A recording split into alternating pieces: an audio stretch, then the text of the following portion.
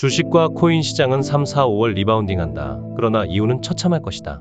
트럼프는 관세를 부과하는 것으로 채권 수요가 증가했음을 증명했다. 채권의 수요가 늘었다는 것은 미국이 채권을 더 발행할 수 있다는 뜻이며 결국 재정을 확충할 수 있음을 의미한다. 시장 금리는 낮은데 정책 금리가 높다면 금리 인하가 이루어진다. 즉, 트럼프의 관세 발언은 결국 파월에게 압박이 될 수 있다.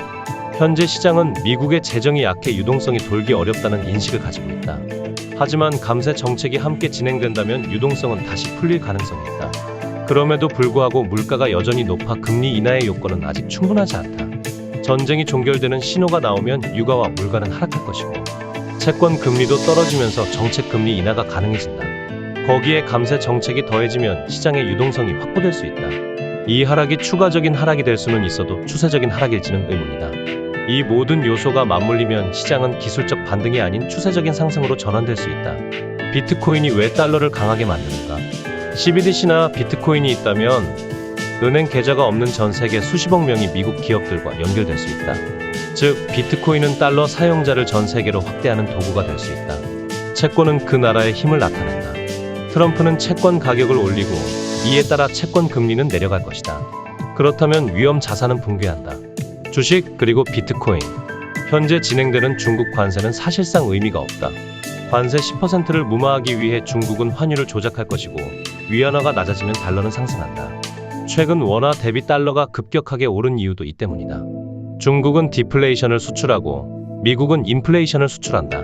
미국은 달러를 수출하고 중국은 물건을 수출한다. 미국이 인플레이션을 수출하면 결국 각국은 고금리 정책을 유지할 수밖에 없다. 이럴 때 우리는 적금 전략을 활용해야 한다. 1980년부터 2000년까지 시장은 그렇게 움직였다.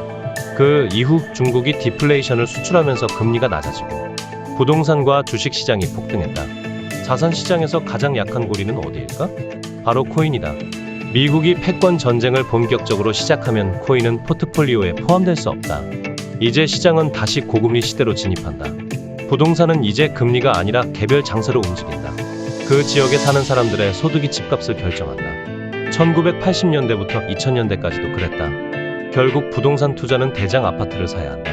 금리의 영향을 받지 않고 소득 수준이 받쳐주는 곳을 중심으로 선택해야 한다. 주식도 이제 개별 장세로 간다. 워렌 버핏이 현금을 대거 확보한 이유도 이 때문이다. 실적이 나오는 기업만이 살아남는다. 테슬라도 같은 논리로 고밸류가 다 빠졌지만 펀더멘탈은 견고하다. 비트코인은 결국 큰 폭으로 하락할 가능성이 크다. 하지만 그 다음 장에서는 다시 올라간다. 비트코인의 실적을 어떻게 판단해야 할까? X 같은 플랫폼이 자체 지갑을 만든다면 비트코인 혹은 테슬라 코인이 들어갈 것이다. 그러면 인도처럼 은행 계좌가 없는 국가에서도 단순히 X 앱을 다운받는 것만으로 결제가 가능해진다. 즉, X를 사용한다는 것은 곧 미국 통장을 가지는 것과 같은 효과를 낸다. 이로 인해 미국은 달러를 무한하게 확장할 수 있는 구조를 만들 수 있다. CBDC 사용량이 증가하면 비트코인 가격도 영향을 받는다. 비트코인의 다음 반등 원인은 사용량 증가와 파생상품의 확대가 될 것이다. 한국도 미국과 마찬가지로 고금리 환경으로 갈 가능성이 크다. 한국의 부동산과 기업 역시 개별 장세로 움직일 것이다. 환율은 미국보다 한국의 금리가 더 높아질 내년에 다시 원상 복귀할 가능성이 크다. 그때 좀비 기업들은 모두 무너질 것이다. 한국은 대규모 구조조정을 맞이하게 된다.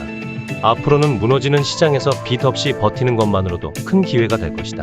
3월에서 5월 리바운딩의 조건은 젤렌스키와 미국의 협정, 멕시코와 캐나다의 항복, 그리고 유가와 물가 하락이 확인되는 것이다. 이 조건들이 맞물린다면 단순한 기술적 반등이 아니라 추세적 반등이 가능하다. 하지만 이후 추가적인 관세가 부과된다면 시장은 다시 혼란에 빠질 것이다. 앞으로는 펀더멘탈이 가장 강한 대형주를 사야 하는 시대이다. 넷플릭스와 메타를 바라보는 이유도 바로 그것이다.